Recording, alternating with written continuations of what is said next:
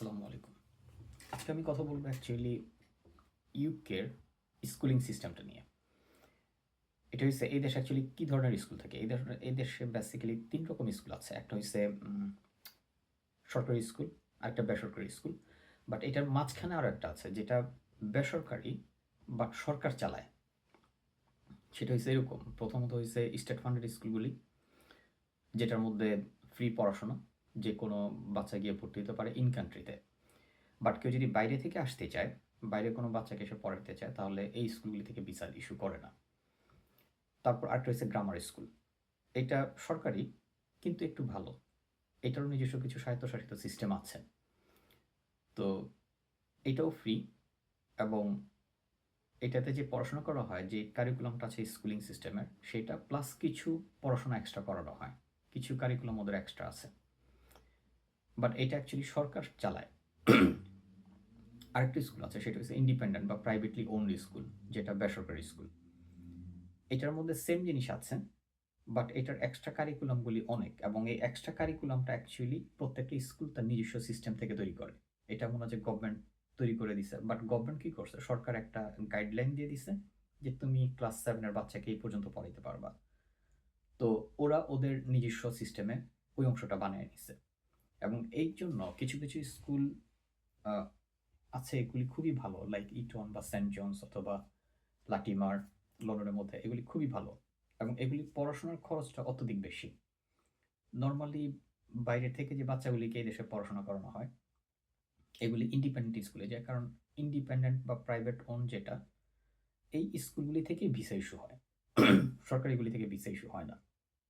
এবং এই দেশে যারা ধনী, যারা মোস্টলি ধনী, এদের বাচ্চা কাচ্চাদের এই ধরনের স্কুলগুলিতে পড়াশোনা করায়। যেমন ধরেন ইটনে পড়াশোনা করে হলো, ইটন থেকে প্রচুর প্রেসিডেন্ট বের হয়েছে বিভিন্ন কান্ট্রি, প্রাইম মিনিস্টার বের হয়েছে, ইভেন দো কিং চার্লস তার ছেলেমেয়েরও এখানে পড়াশোনা করছে। তারপর লাটিমার, কাছাকাছি আমি যেখানে থাকি এখানে কাছাকাছি লাটিমার, এগুলি আর কি। এখন এগুলিতে ফি বা পড়াশোনার যে খরচ, এটা অনেক বেশি। আপনি যদি ইটনে যান, আপনাকে বোর্ডিং স্কুলের বোর্ডিং খরচ সহ খরচ করা লাগবে প্রতি বছর অ্যাটলিস্ট £৪৫,০০০। তারপর যদি কোনো এক্সট্রা কিছু করতে হয়, লাইক আপনি এক্সট্রা কিছু কারিকুলাম ওইখানে করলেন যেটা পেয়েবল, দেন আপনাকে আরও £৮,000 থেকে £10,000 পে করতে হয়। So it's very costly. এখন কেউ যদি কোনো বাচ্চাকে বাংলাদেশ থেকে বা এখানে পড়াশোনা করাইতে চান, সেটা পড়াশোনা করাইতে পারেন ইয়ার 2 থেকে। ইয়ার 2 মিনস বাংলাদেশি এজে আসে অ্যাকচুয়ালি 7 বছর। 7 বছরের বাচ্চাকে আপনি এখানে পড়াইতে পারেন বোর্ডিং স্কুলগুলিতে আনটিল 18 বছর পর্যন্ত। এবং এটার মধ্যে একটা ফ্যাসিলিটি হইল যে এই ভিসাটার সঙ্গে, বাচ্চার ভিসাটার সঙ্গে প্যারেন্টসের যে কোনো একজনকে ভিসা দিবে, মা অথবা বাবা একজনকে ভিসা দিবে, কিন্তু তাকে ওয়ার্ক পারমিট দেয় না। আপনি থাকতে পারবেন তার সঙ্গে, বাট তার সঙ্গে থাকার একটা ফ্যাসিলিটি আছে, সেটা হচ্ছে আপনি বোর্ডিং স্কুলে যদি রাখেন, বোর্ডিংয়ের যে কস্ট, এটা আপনাকে পে করা লাগতেছে না। আপনি জাস্ট টিউশন ফি পে করবেন, বাচ্চার সঙ্গে থাকবেন, এটাই। এবং এই টিউশন ফিটা বিভিন্ন বোর্ডিং স্কুল বা ইন্ডিপেন্ডেন্ট স্কুলগুলিতে শুরু হয় £৬,০০০ থেকে। £৬,০০০ থেকে এটা নর্মালি £46,000 পর্যন্ত পে করতে হয়। সো ট্রাই করে দেখতে পারেন। এবং আমি এই জিনিসগুলো জানি এই কারণে, কারণ হচ্ছে আমি ব্রিটিশ কাউন্সিলের রেজিস্টার্ড এডুকেশন কাউন্সিলর।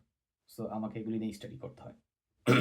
আমি আমার ভিডিওর নিচে লিঙ্কের মধ্যে এগুলি দিয়ে দিব। সো এবং এটা ভিসা পাওয়াটা তেমন একটা হার্ড কিছু না। আপনি টিউশন ফি দিয়ে দিবেন, কাস্ট লেটার ইস্যু হয়, বাংলাদেশে জমা দিবেন, IHS ফি জমা দিতে হয়, যেটা হেলথ সারচার্জ। নর্মালি 3 মাসের মধ্যে সব কিছু হয়ে যায়, মানে 6 to 10 উইকসের মধ্যে ওরা সব কিছু ফাইনাল করে আপনাকে ভিসা দিবে কি দিবে না, এই আর কি। আমি ভিডিওর নিচে লিঙ্কে দিয়ে দিব, ওইখানে গিয়ে দেখে নিতে পারেন। তারপর যদি কিছু দরকার হয় আমাকে মেসেজ করতে পারেন, লাইক মেসেঞ্জারে, আমি অথবা রিপ্লাই করব। Thank you.